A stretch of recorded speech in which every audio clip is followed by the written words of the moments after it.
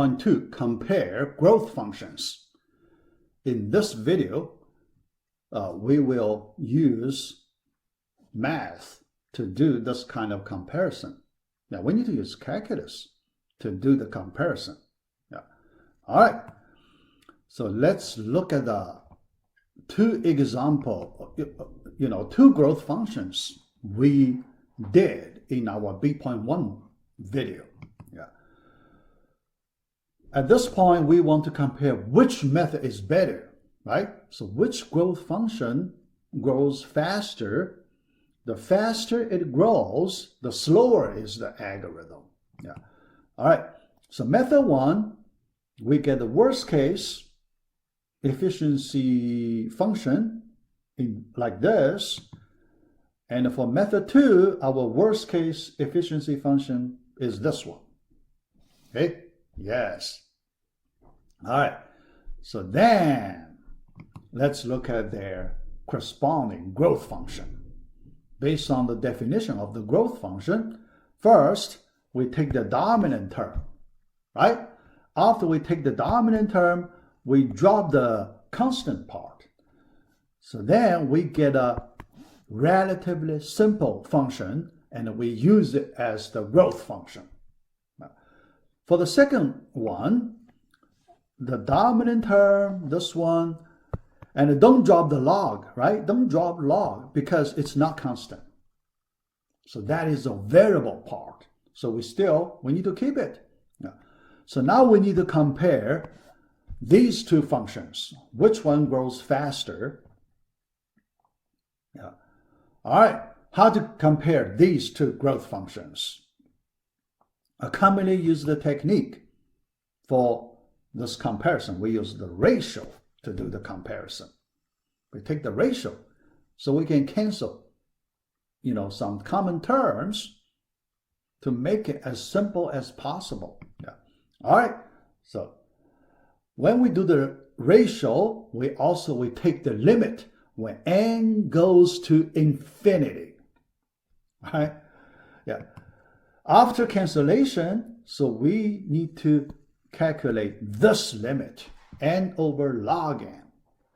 N over log n. Yeah. Based on calculus. Can you find the answer based on the calculus? Yeah. All right? Yeah. Here, that log, we use some, general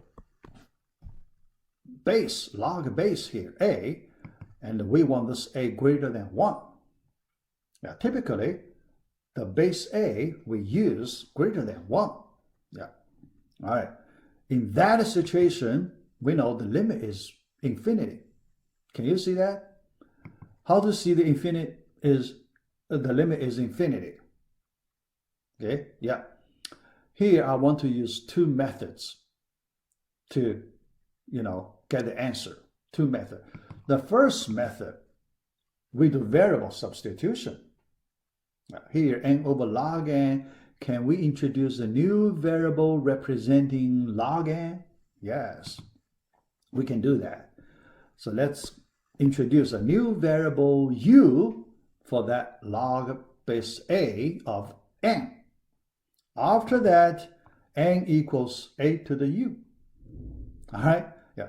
Next, then we calculate n over log n. When n goes to infinity, that's the same as a to the u over u when u goes to infinity.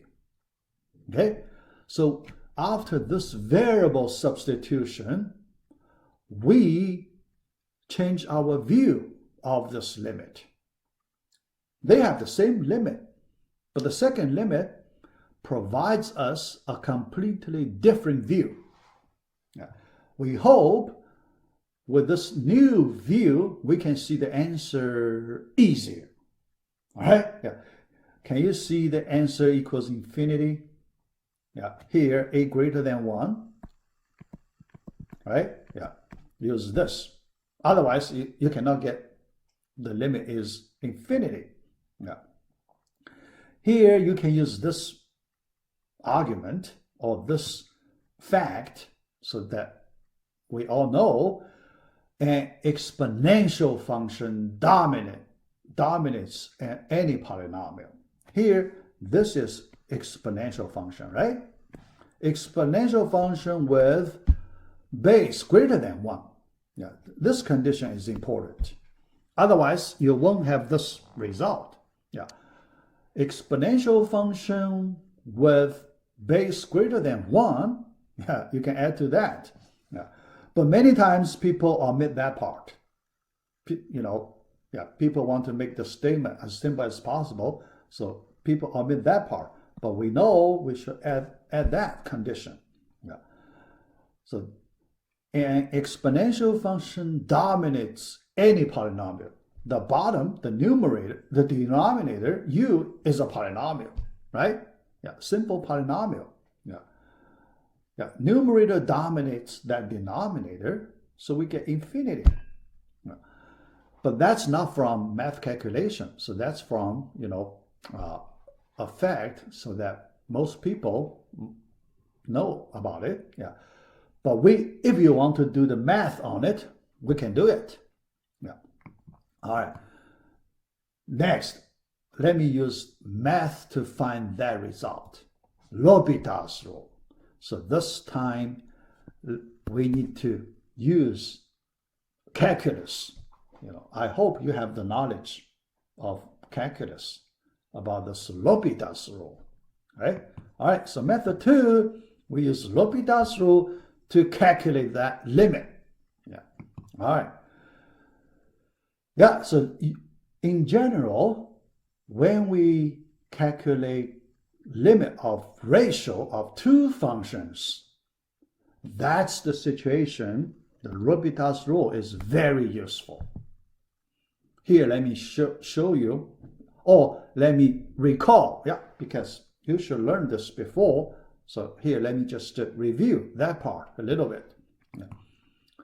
All right, and based on the L'Hopital's rule, when you calculate limit of ratio of two functions, you can use the limit of ratio of two derivatives to calculate. So that's the essence of the L'Hopital's rule. But you need to follow some critical condition here. You need to check the condition. So what kind of condition? Your ratio must be some indeterminate form. Indeterminate form. Yeah. So what's the indeterminate form? Here, I give you two of them. Infinity over infinity. Second, 0 over 0. We know here we use these two forms. It's forms, not real numbers. These two forms. These two forms, they have the meaning. Yeah. So that is the ratio of two functions, f of x over g of x. Okay, f has the limit of infinity or 0. G has the limit of infinity or 0. Okay, yeah. Not really you need to use 0 over 0. We know because it does not exist, right? Infinity over infinity, it does not exist. Here we represent two forms of ratio of two functions. Now let's do the calculation. For this function, it is an infinity over infinity indeterminate form. Okay, yeah. Now, when we do that, we can take a derivative. By L'Hopital's rule, we can take the derivative. Yeah. What is the derivative of the numerator? That's natural log a parenthesis multiply 8 to the u. The original exponential function, yeah, that's the numerator. Denominator, its derivative just 1. U, linear polynomial, we take derivative, it's 1. By the power rule. Remember the power rule, right? Yeah. The power rule of, derivative power rule. Yeah. All right. So then after that, when u goes to infinity, we can get an answer infinity. Because the numerator goes to infinity, denominator just 1. So it is infinity. We know a greater than 1. Yeah, here. Yeah. All right. But here, one thing I like to emphasize at this point. When we use L'Hopital's rule, we need to use continuous variable. Continuous variable. That means the variable change continuously. Yeah. Here, the u, we assume it changes continuously. Okay? Yeah, we assume it changes continuously. We assume that. Okay? We assume that. Yeah. Otherwise, if we do not make this assumption, we cannot take derivatives. We can only take derivatives on continuous variables, on functions with continuous variables. Yeah. For example, our original limit n over log of n. So in this case, n is not continuous variable. And we call it discrete variable because n only take the value 1, 2, 3, 4, all the way to the infinity, all positive integers. That's not the continuous way. Discrete way. Continuous way, there is no gap, right? Yeah. Here, between 1 and 2, you have big gap. 2 and 3, big gap, right? So you change continuously. Yeah. All right? Yeah. So for that situation, it is not good to apply derivatives on these two functions directly. It's not good. Unfortunately, our textbook does that. Our textbook does that. Yeah.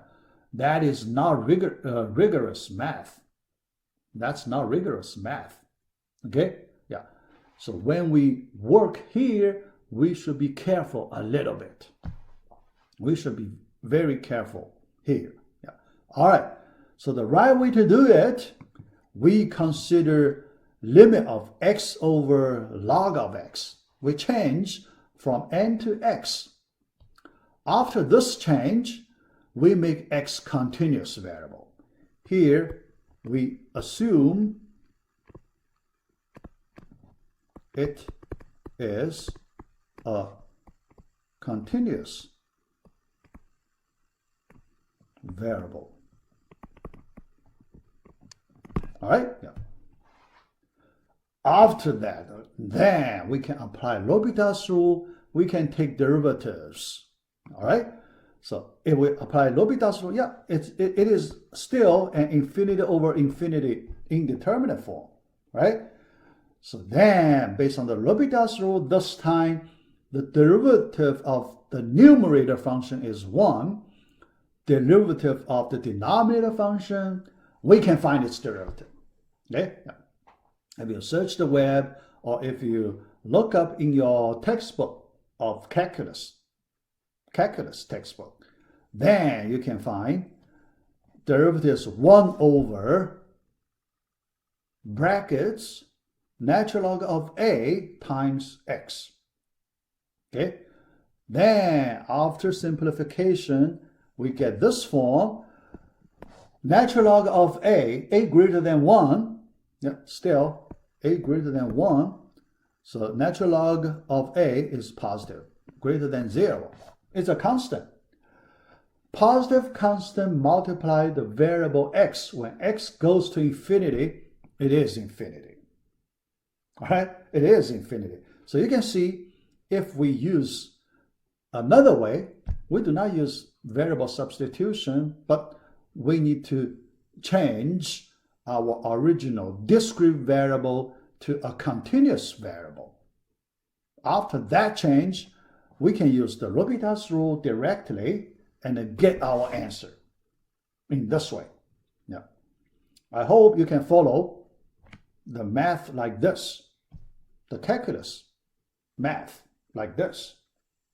All right, so the conclusion, all right, now here, before we get to the conclusion, after we get a limit for the continuous variable, remember, then we can go back to the discrete variable, because the discrete variable only special case of continuous variable, right?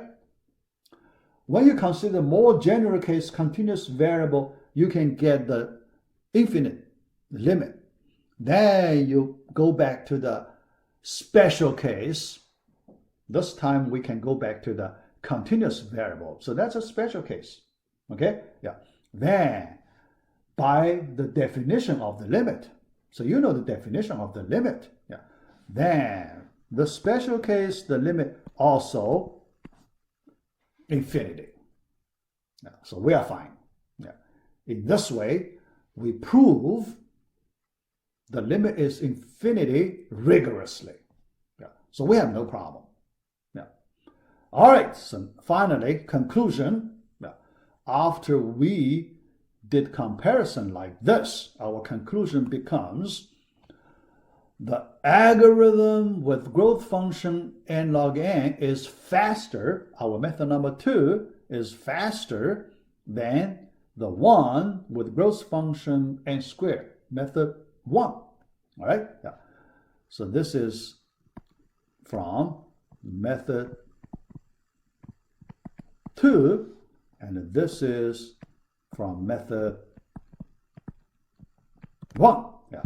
Yeah. So with this conclusion, we know which method is better, right? So method 2 is clearly better. Yeah. All right. So let us stop our video B.2 right here.